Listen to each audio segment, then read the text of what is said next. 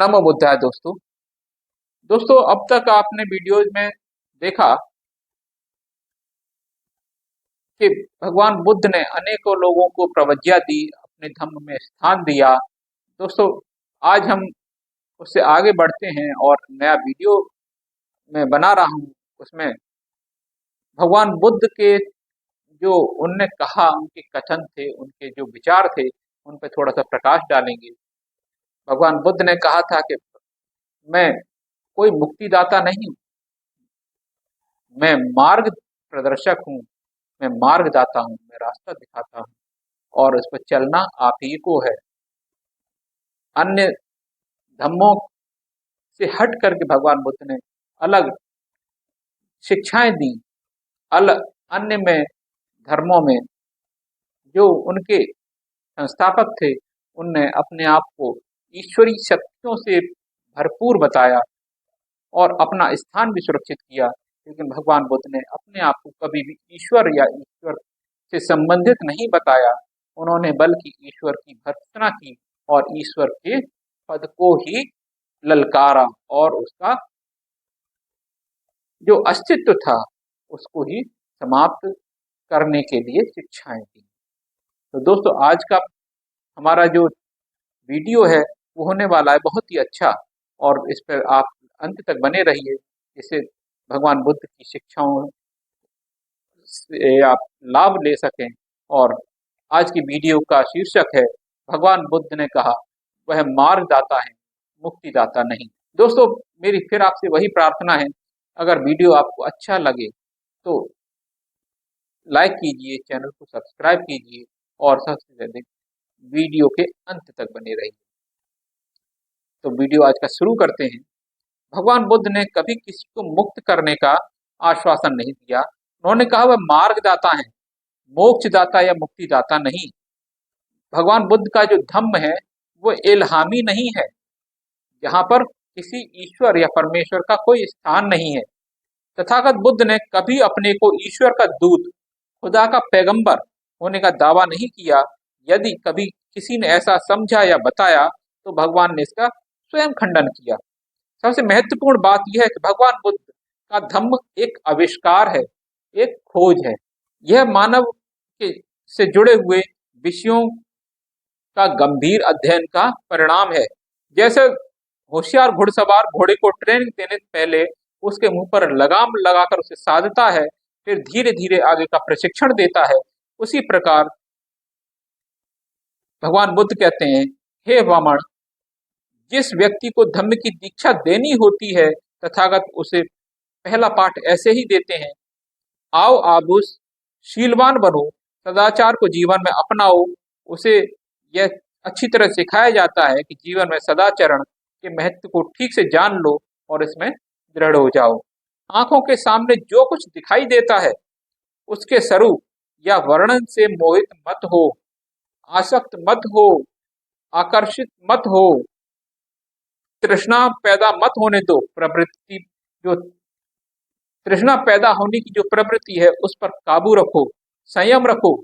चक्षु इंद्रिय पर संयम नहीं रखने से रूप को देखने में तृष्णा जैसी कुप्रवृत्ति पैदा होती है। चित्त की ये अकुशल अवस्थाएं मनुष्य की बाढ़ की तरह चपेट में लेकर बहा देती हैं। इसलिए आंख की इंद्रिय को काबू में रखो।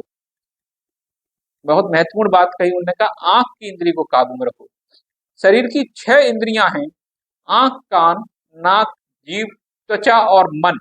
इन पर संयम रखो और आंख के विषय की तरह दूसरी इंद्रियों के विषय में भी सावधान रहो। जब तुम कान से कोई शब्द सुनो, नाक से कोई गंध सूंघो, जीभ से कोई चीज चखो, शरीर से किसी का स्पर्श करो और मन में इसके संबंध में कोई विचार पैदा हो, तो उस वस्तु या व्यक्ति के सामान्य स्वरूप या उसके विवरण के प्रति आसक्त मत हो, आकर्षित मत हो। भगवान बुद्ध ने कहा, आओ श्रवण, भोजन के बारे में संयत हो, भोजन की मात्रा व संयम के बारे में संयत और सचेत रहो। भोजन सावधानी से करो।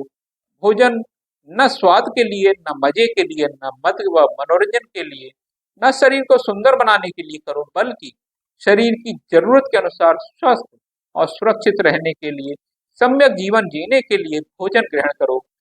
भोजन के स्वाद या रस के गुलाम मत बनो। बुद्ध ने और कहा, श्रमण आओ, सती सजगता जागरूकता का अभ्यास करो।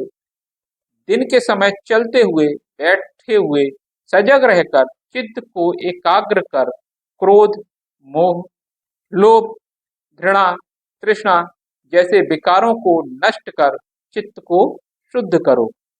ये विकार ही जीवन में दुख के कारण हैं, मुक्ति के मार्ग में बाधक हैं। रात के पहले पहर में सिंह की तरह दाहिनी करवट लेटकर एक पैर को दूसरे पैर पर रखे हुए वर्तमान में शरीर में जो घटित हो रहा है उसके प्रति सजग रहकर मन को काबू करने का अभ्यास करो। मन को निर्मल करने का अभ्यास करो। रात के तीसरे पहर में जाग कर चलते हुए, बैठे हुए चित्त को एकाग्र कर वश में कर विकारों को दूर करने की ध्यान साधना का अभ्यास करो। सजगता, सती और मन को काबू में रखो, इसका अभ्यास करो। आगे चलते हुए, पीछे हटते हुए, आराम करते हुए, चीवर धारण करते हुए, पात्र चीवर ले जाते हुए, भोजन करते हुए, चबाते हुए, चखते हुए, शौच जाते हुए, चलते हुए, खड़े होते हुए, बैठते हुए, लेटते हुए, सोते हुए, जागते हुए, बोलते हुए या मौन रहते हुए तुम्हारा चित्त सजग, जागरूक हो, मन संयत हो। भगवान बुद्ध ने आगे कहा, आओ श्रमण, किसी एकांत शांत स्थान को ढूंढो।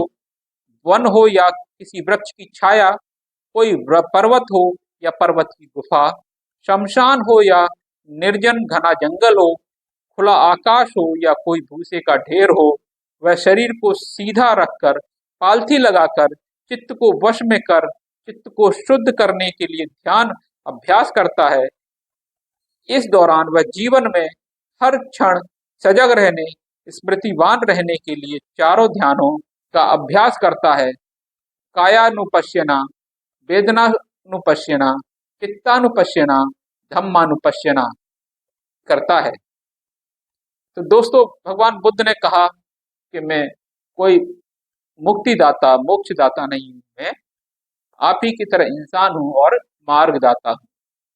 तथागत ने अपने धम्म को रहस्य नहीं बनाया, कुछ खास लोगों के समझने के लायक नहीं बनाया, बल्कि उन्होंने कहा, हर किसी को इस बात की स्वतंत्रता है कि वह इसके बारे में प्रश्न पूछे, संदेह करे, परीक्षण करे, जांच परख कर यह देखे कि यह मनुष्य के दुखों की मुक्ति का सही मार्ग है या नहीं।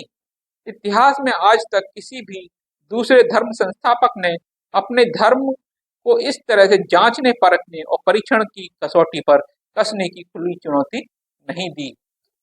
दोस्तों, भगवान बुद्ध ने खुली चुनौती दी कि उनके जो धम्म है, उनके जो सिद्धांत हैं, उनको कोई भी परीक्षण कर सकता है, कोई भी उनकी जांच कर सकता है, और जांच में जब खरा उतरे तो ही उनका पालन करे। तो दोस्तों, आपको कैसा लगा ये वीडियो? उम्मीद है आपको वीडियो जरूर अच्छा लगा होगा। अच्छा लगा हो तो वीडियो को लाइक कीजिए, चैनल को सब्सक्राइब कीजिए और शेयर भी कीजिए। दोस्तों, मिलता हूं अगले वीडियो में, तब तक के लिए नमो बुद्धाय।